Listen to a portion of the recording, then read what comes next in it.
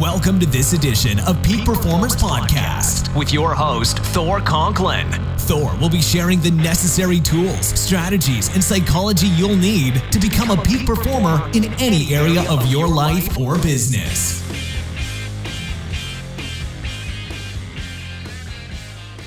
Welcome back to another episode of the Peak Performers Podcast. I'm your host, Thor Conklin, and today we have Susan Griffin-Black. She's the co-founder and co-CEO of EO Products, the California-based parent company of two leading personal care brands, EO and Everyone for Everybody.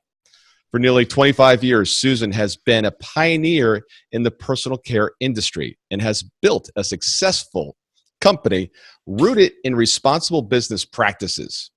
Susan is an expert on safe, healthy personal care products and essential oils. Susan, thanks for joining us today.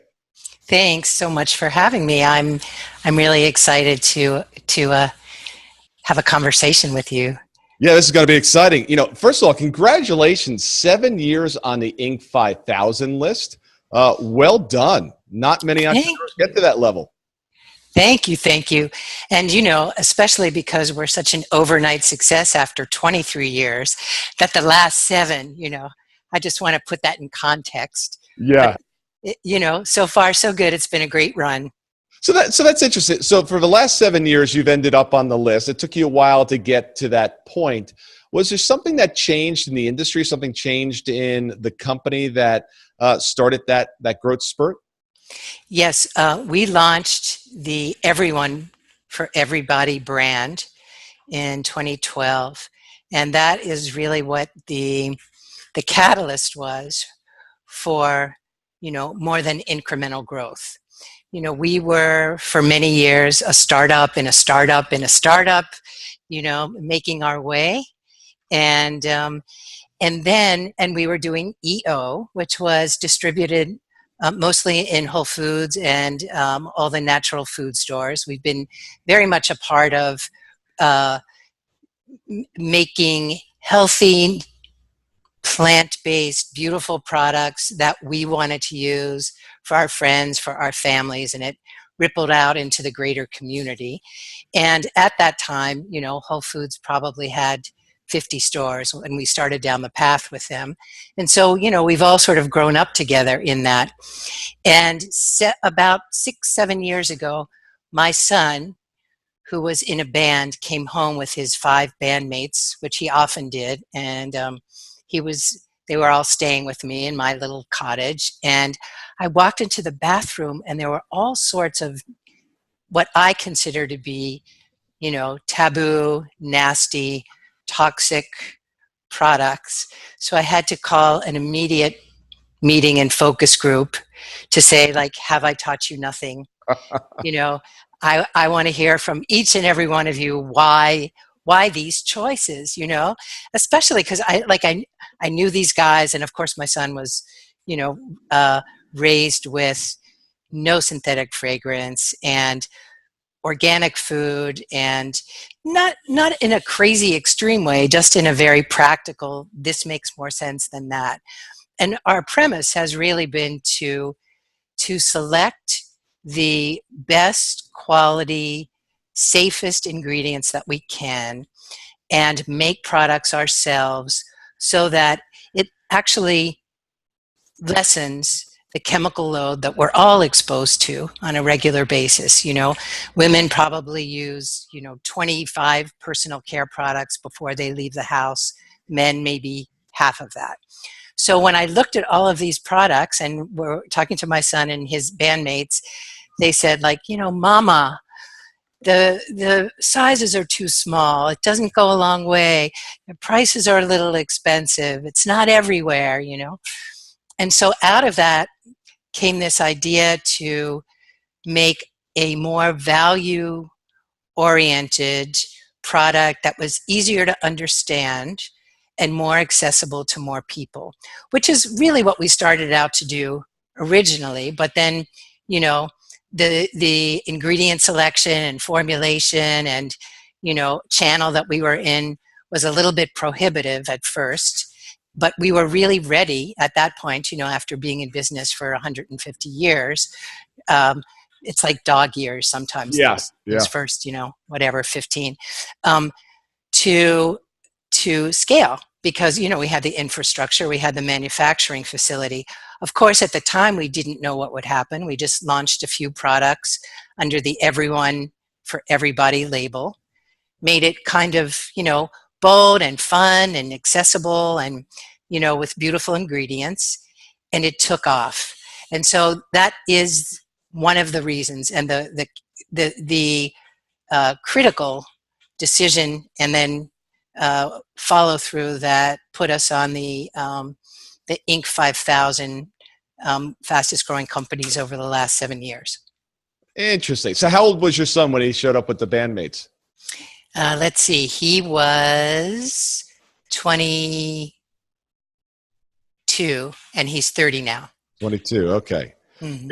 As in the grand scheme of things, your son shows up 22 years old with his bandmates, and the worst thing that he has out on the counter are some of his products. I wish I had some of your problems, because I have a 24-year-old and a 19-year-old that I'm sad to say that I've had some more difficult discussions with what they've brought home. So yes, no, we won't. We could definitely go there evolve too, the conversation. Right? Yes, we'll take that offline. All right, that sounds good. I like that idea. So this is great. So you've come up with an entirely different business line from talking to a customer, or actually not even a customer, someone that you wanted to be interested in the product, but what you were currently offering just wasn't in their lane. And you listened and you changed that. And it sounds like that really was the catalyst of what got you on the list and is resulting in the continued growth. So that's an amazing story. It's a good one, because our EO brand is still doing very well, and it's housed in natural, and it grows incrementally, and it has such a loyal following because it's such a beautiful and authentic product, but it's slower moving, and that was always okay, until we sort of saw this other opportunity and had the wherewithal to invest in making it happen.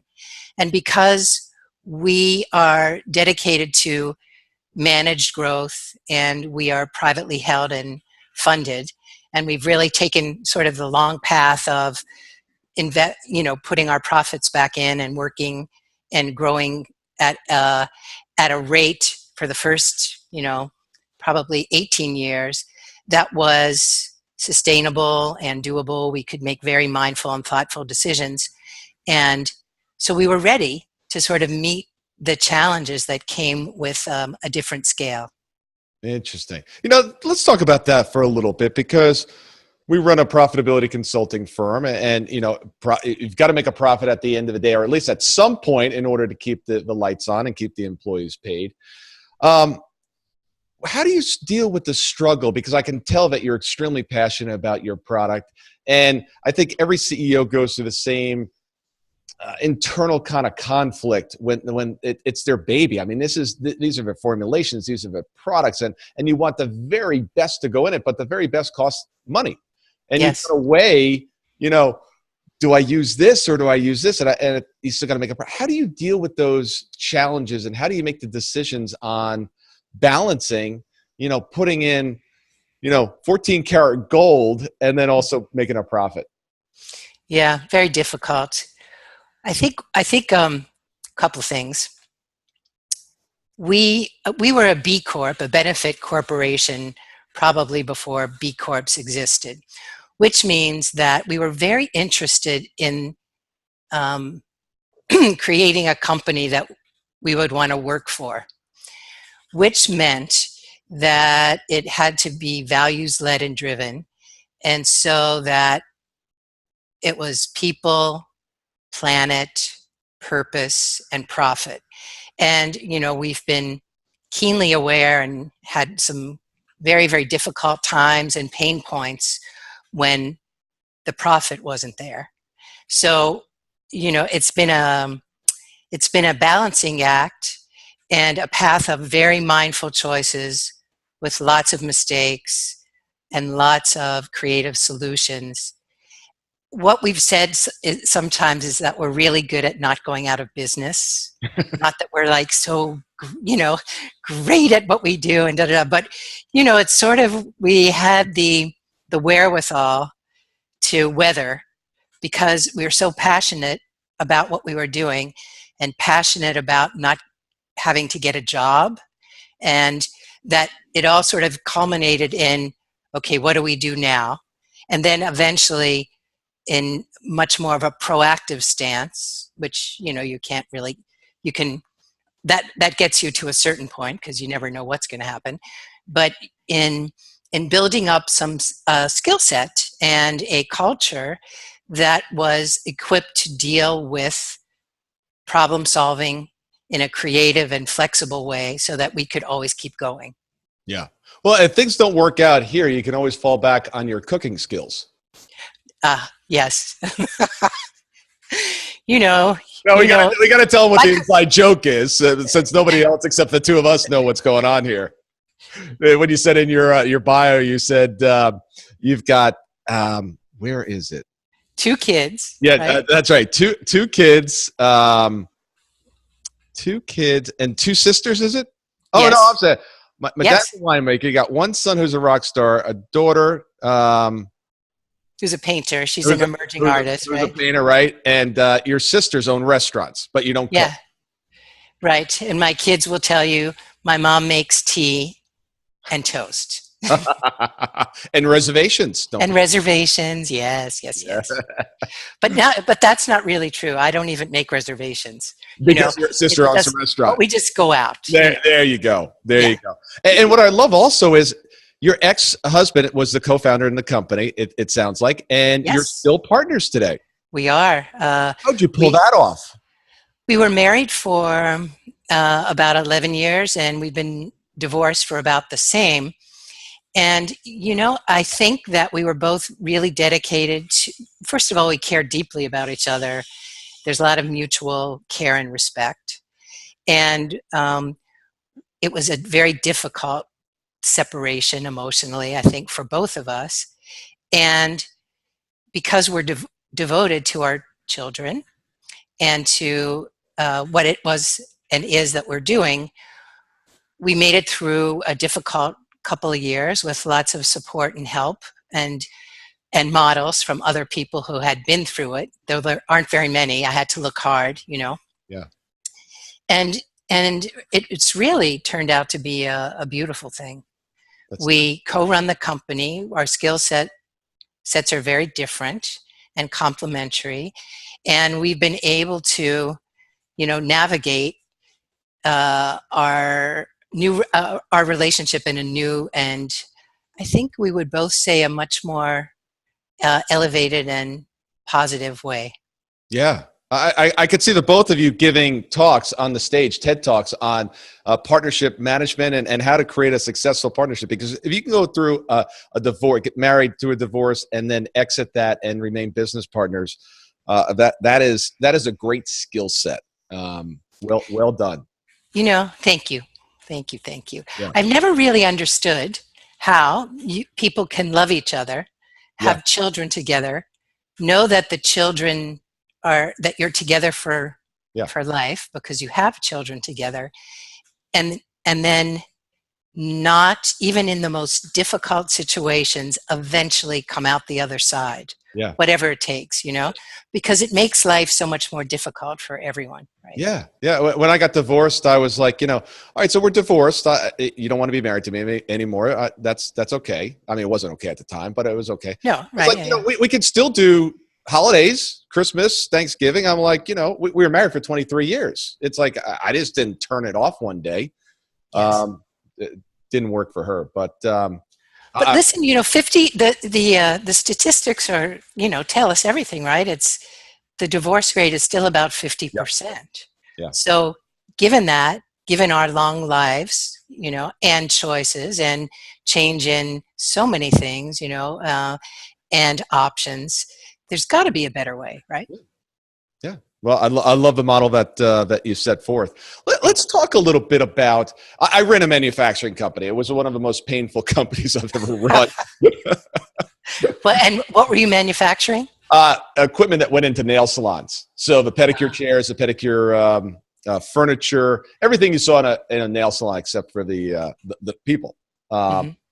And just, manufacturing costs just kept going up. The price I could sell to my clients kept going down.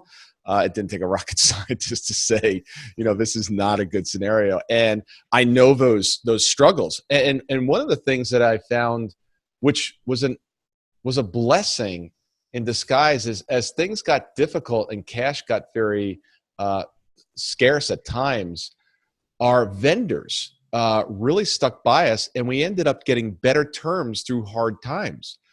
It was really interesting how when you treat them well in good times, when things aren't going well, you're a customer of theirs as well, and they want to make sure that you succeed. Did you see the same things happen with you throughout?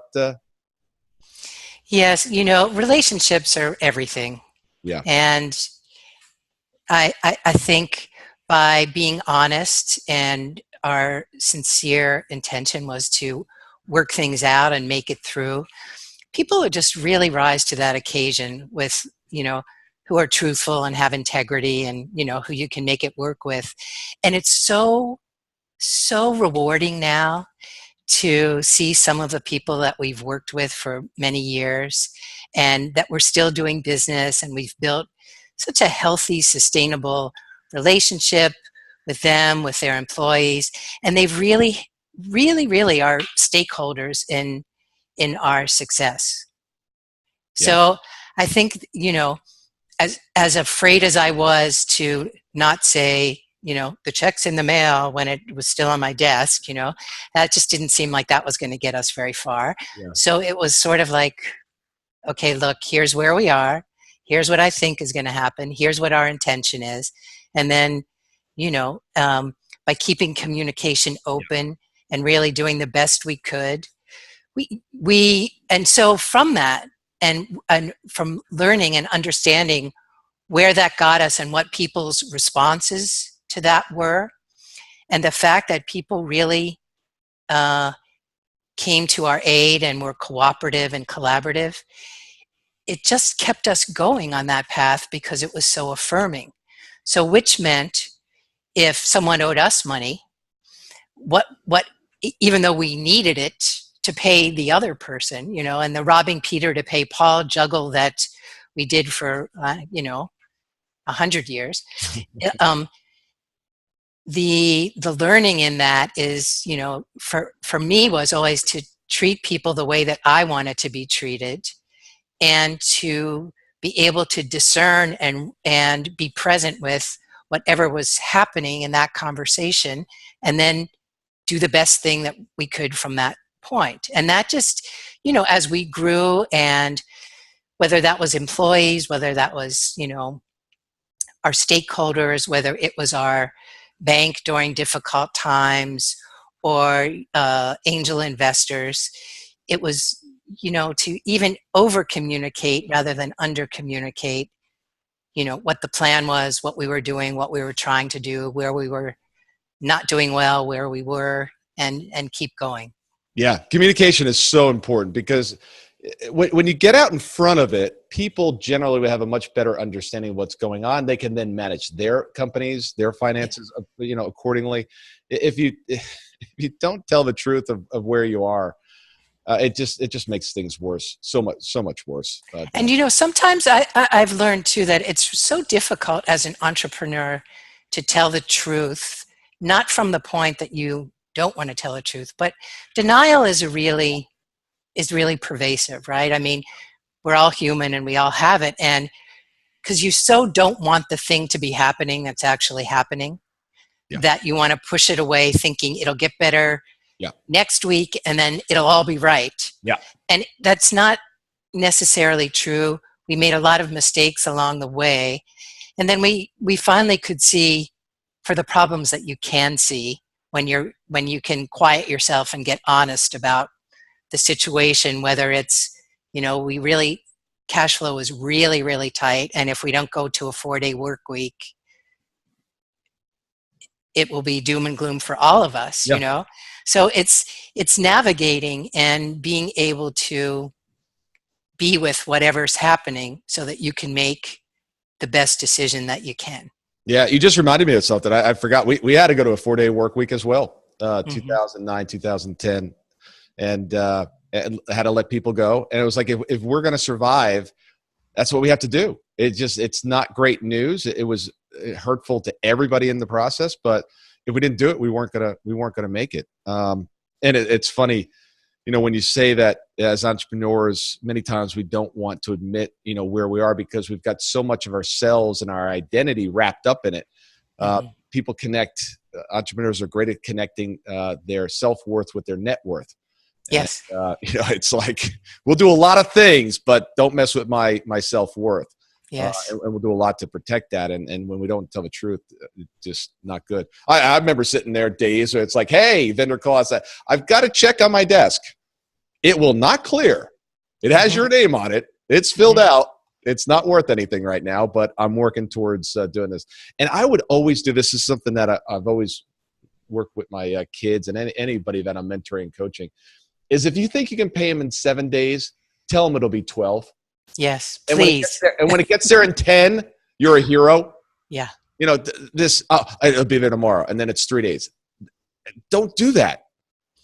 Well, I think too, part of being an entrepreneur and being optimistic and well-meaning, is, sometimes. and you like, we like pressure. Yeah, of course.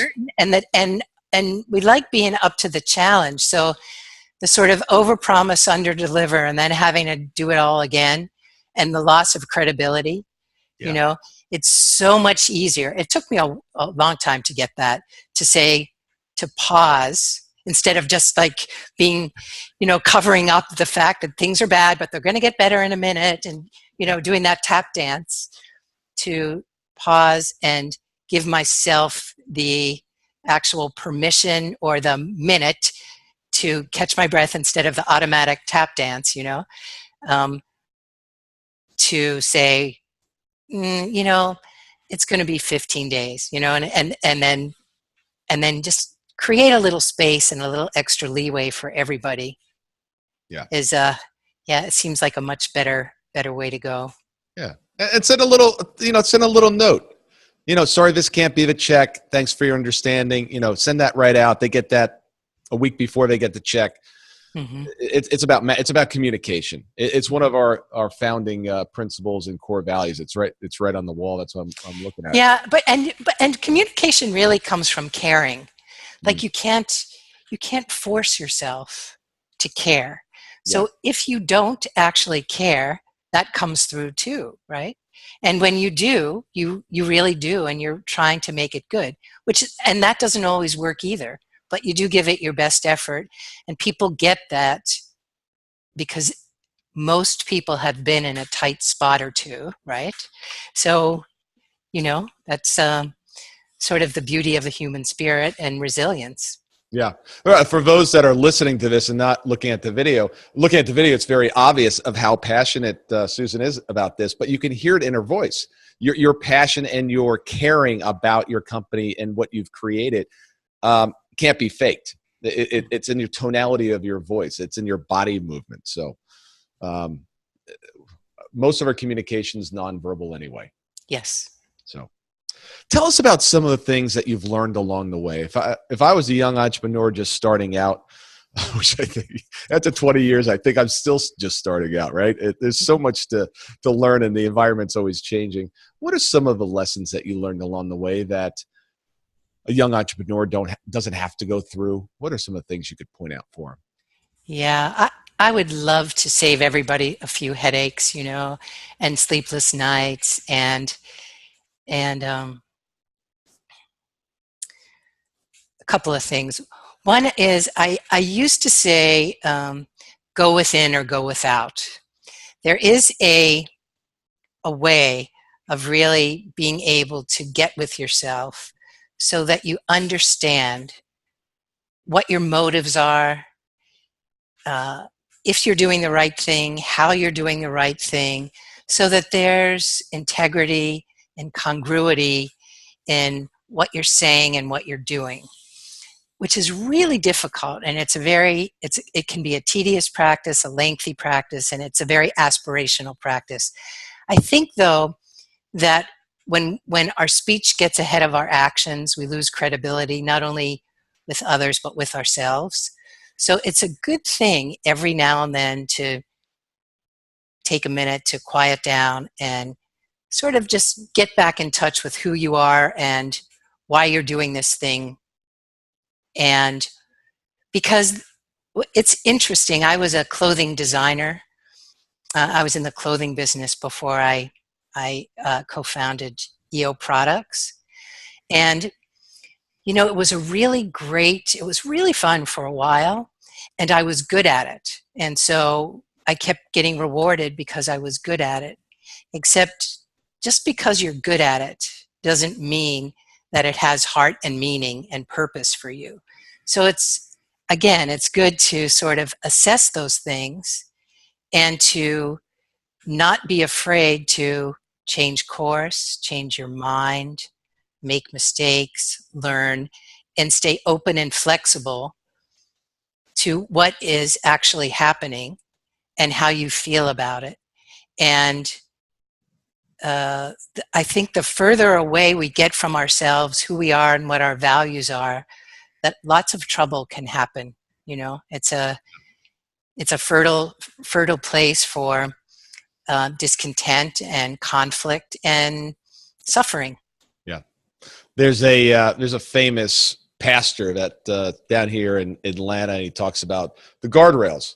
What are your guardrails? What are your rules, your values? What do you stand for? And knowing what those guardrails are, it just makes life so much easier because you're not constantly swaying or crossing the line into areas that you don't want to be spending time or doing. And I love what you said too about go within, because it reminds me of a practice that I do, which is thinking time.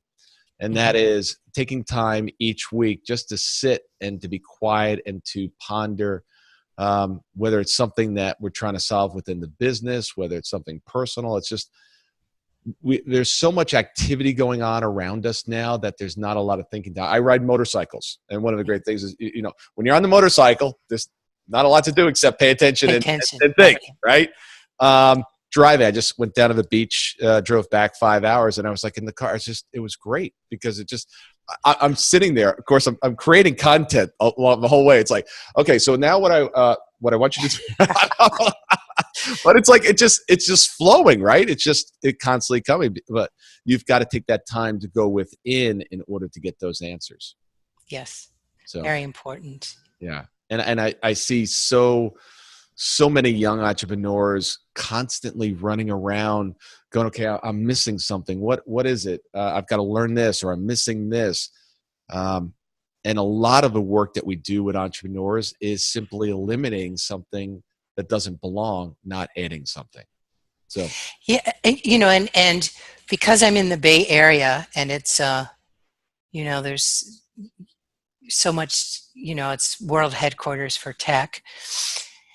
There's no one that doesn't want to have to not have $1 billion company, right? So if you talk to anyone, and I've done a lot of speaking in college arenas, and business school, everybody wants to have a company that is a unicorn and doing $1 billion. That's the new, black, the new there. And, you actually have to do $1 million before you do $1 billion. And so there is this such a high target that isn't really substantive, isn't really laden with heart and meaning. It's just sort of a number now that is skewed thinking. And I also, everyone is, is on a Series A round, or they're a B round, or they're, and it's kind of like they don't really, are not even in touch with the essence of what it is that they're doing, because the mechanism to do it has almost, and the purpose of that mechanism has almost supplanted the actual essence of the business, Yeah. So financing has just risen to a different level of complexity and having artificial meaning, external meaning, Yeah. And it's to your point of, is my net worth my self-worth, and are those two things interchangeable? And I think it's a good thing to take a look at. And if that's true, and if you think that what you want is as much money as possible, as fast as possible, that's okay. Then you just make that choice, and that's a path. And that has to be intentional. Just like what I wanted, and Brad and I wanted, was to create a company that we wanted to work for, meaning we could have a family, we could be close by, we could have flexibility, we could have fun, we could really enjoy what we're doing, build something that was good for us, good for the community. And although we're identified with the company, it was identified in a different and more holistic and integrated way that suited us and our lifestyle and life choices. So everybody has that privilege at some point to make those choices. And I'm not judging for the choices. I just think the clarity of what it is that you're choosing, and the awareness to match your choice, speech, action is important. Yeah, no question. It's kind of ironic because we'll be talking to business owners, and sometimes we'll get the response, I don't really care about profitability. All I care about is my life. I want to, I want to do this, and I want to do this, and I want to do this. I was like, great. How are we going to do that? Well, I've got to get some balance in my life. Well, how's that working? That's not working. I said, well, how about getting a professional management team in to run your company so you can actually go and do that? And they're like, that's what I've been trying to do. That'd be great. I said, how are we going to do that? We need what? We need some profits. So the profits are, that's not the end goal. It's just a means. It's just a vehicle to help you do other things that you really want to do. So it's always, I always love having those conversations because the light finally goes off. It goes, wow, that's right. If I have the profits, then I got a lot more research. And then I'm like, even if you don't want them, give them away. There's plenty of wonderful charities out there that would love to have some extra money.